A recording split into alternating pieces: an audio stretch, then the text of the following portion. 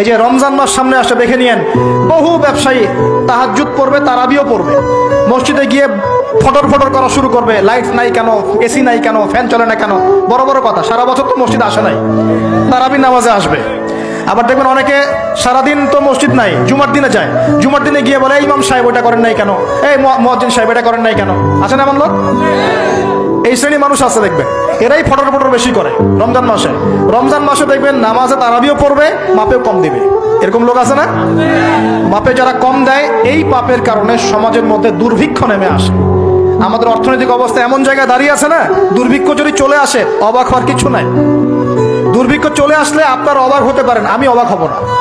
এমন একটা জায়গায় দাঁড়িয়ে আছে, এমন একটা জায়গায় দাঁড়িয়ে। এবং রমজান, এই রমজান মাসে এমনি তো দ্রব্যের দাম বেড়ে যায়, এবার যার কি হবে আল্লাহ ভালো জানে। আমার মনে হয়, আমার ভয় হয়, একদম নিম্নবিত্ত মানুষ যারা এবার রোজা রেখে ইফতার যখন করবে তখন হাত তুলে আল্লাহর কাছে বদদোয়া করা শুরু করবে।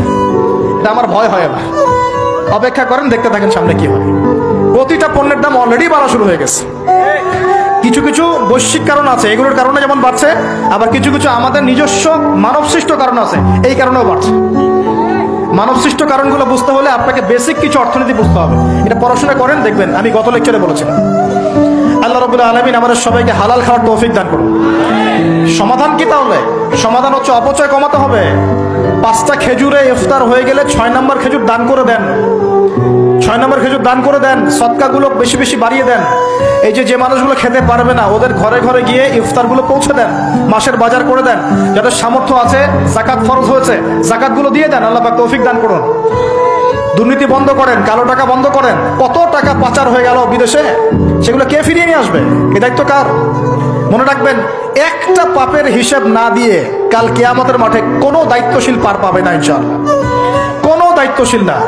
এই যে আমি লেকচার দিচ্ছি না, আল্লাহ পাক আমাকেও দাঁড় করাবেন। দাঁড় করায় বলবেন, তোমাকে আমি দিনের যে জ্ঞান দিয়েছিলাম সেই জ্ঞানের হক তুমি আদায় করেছো কিনা হিসাব দেওয়া। এই যে বড় বড় মুফাসসিরে কোরআন, মুফতি, মুহাদ্দিস বসাচ্ছেন, পাংখা দিয়ে বাতাস করছেন, হ্যাঁ, চা খাওয়াচ্ছেন, কফি খাওয়াচ্ছেন। এক একজনকে আল্লাহ পাক দাঁড় করাবেন, বলবেন কোরআন সুন্নাহর যে আমানত দিয়েছিলাম সে আমানতের সাথে কতটুকু তুমি হক আদায় করেছো, হিসাব না দিয়ে পার পাবে না তুমি। ফাইজলামি মনে করেছেন নাকি দিনকে?